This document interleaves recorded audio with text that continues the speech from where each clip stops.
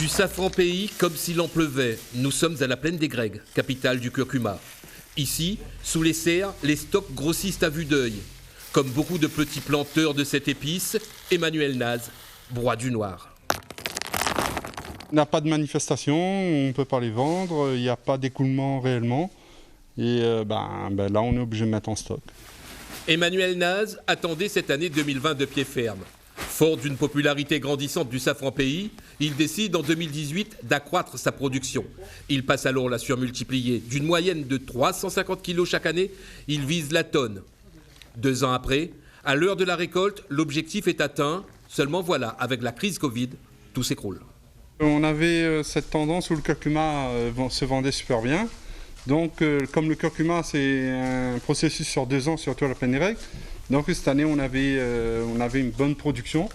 Et comme la crise est arrivée, ça nous touche de plein fouet. Pas de fête du safran, manifestation au cours de laquelle Emmanuel Naz écoule habituellement 80% de sa production. Il ne lui reste plus que les marchés forains et autres petites manifestations pour tenter de garder la tête hors de l'eau. Mais comme si cela ne suffisait pas, le voilà, à ses yeux, confronté à un autre fléau. On a aussi cette concurrence qui vient de dehors. Hein. Il y a beaucoup de curcuma d'importation qui rentrent à La Réunion et mais qui ne jouent pas en notre faveur.